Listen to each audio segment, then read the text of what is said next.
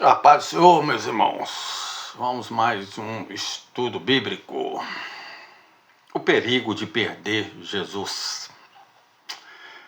Pensando, porém, eles que ele vinha de companhia pelo caminho, andando caminho de um dia, e procuravam-nos entre os parentes e conhecidos. E como o não encontrassem, voltaram a Jerusalém em busca dele. Evangelho de Lucas, capítulo 2, versículos de 44 a 45.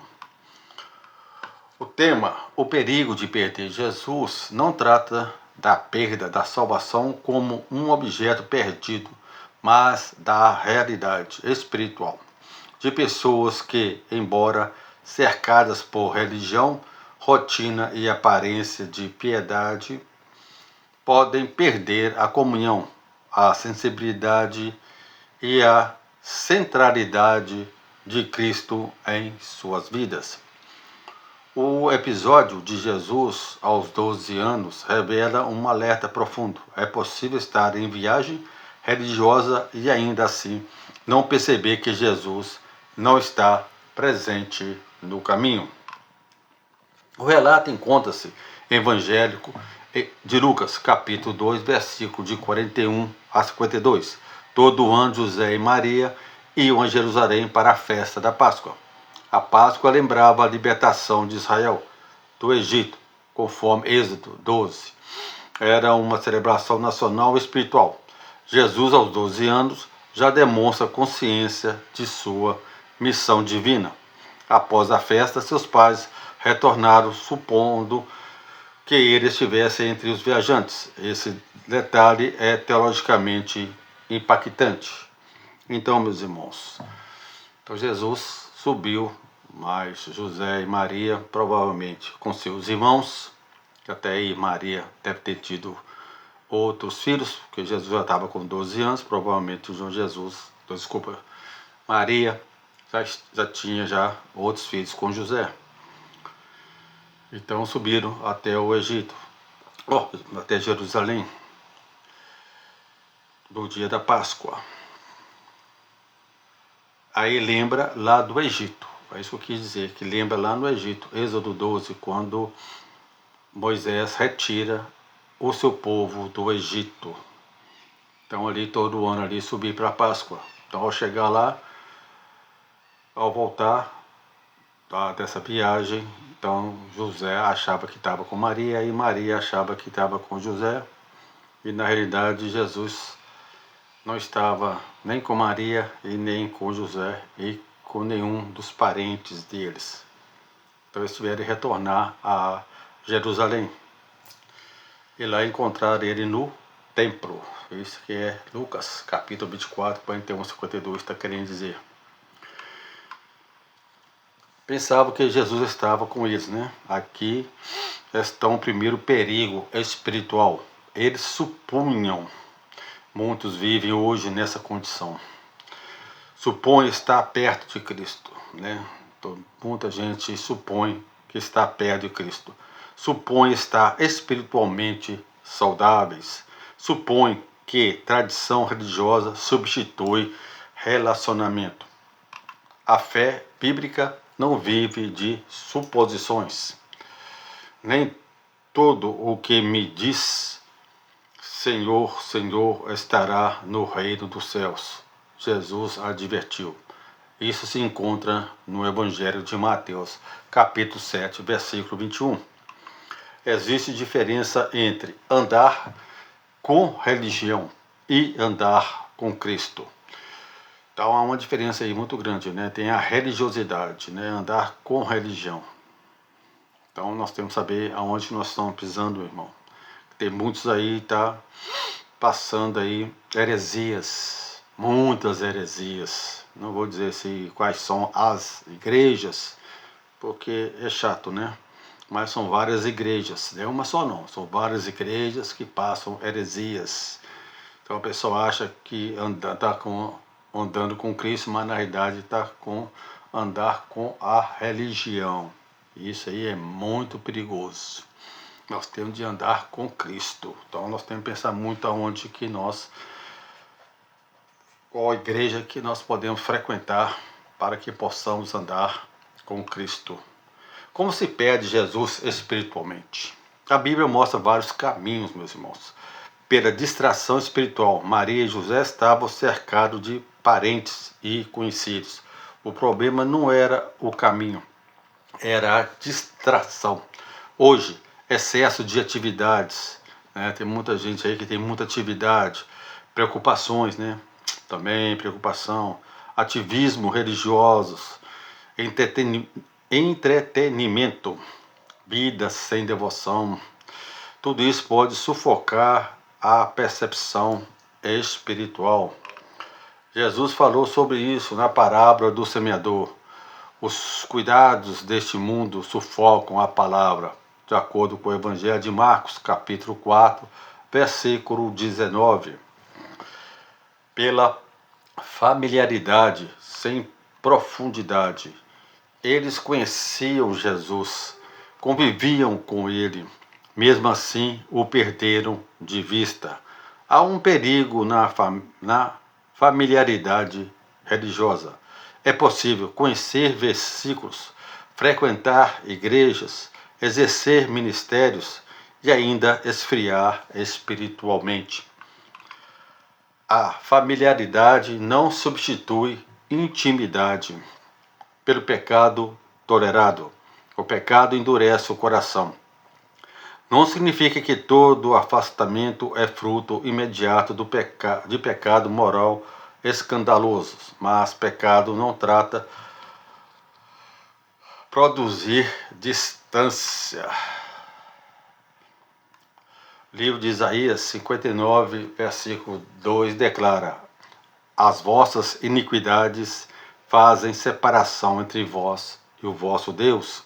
O pecado enfraquece a oração, diminui a sensibilidade e apaga o fervor. O sinal mais perigoso, não perceber rapidamente a ausência de Jesus. O texto disse: andaram caminho de um dia. Isso impressiona. Um dia inteiro sem perceber. Espiritualmente, isso ocorre quando a oração já não tem vida. A palavra perde sabor. O culto vira rotina. A consciência já não acusa. O maior perigo não é apenas afastar-se, é acostumar-se ao afastamento. Onde encontraram Jesus? Eles voltaram para Jerusalém. Esse detalhe tem valor simbólico. Jesus foi encontrado no templo, ouvindo, perguntando, ensinando.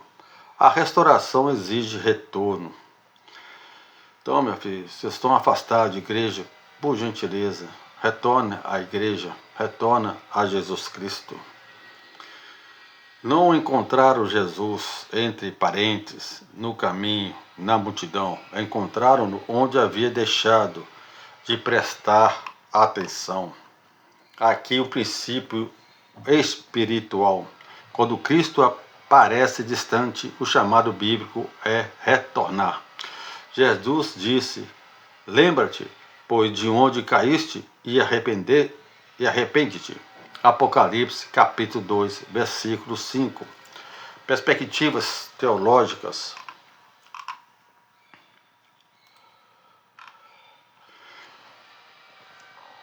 Perspectivas reformada enfatiza que os verdadeiros salvos perseveram pela graça de Deus, mas podem experimentar disciplina, frieza e perda da alegria espiritual.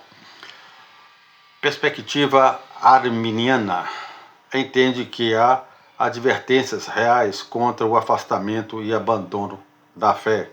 Apesar das diferenças, ambas concordam em algo. A comunhão com Cristo deve ser guardada com seriedade. Perguntas para autoexame. Vou fazer algumas perguntas aqui. Presta bem atenção. Aí analisa aí espiritualmente aí.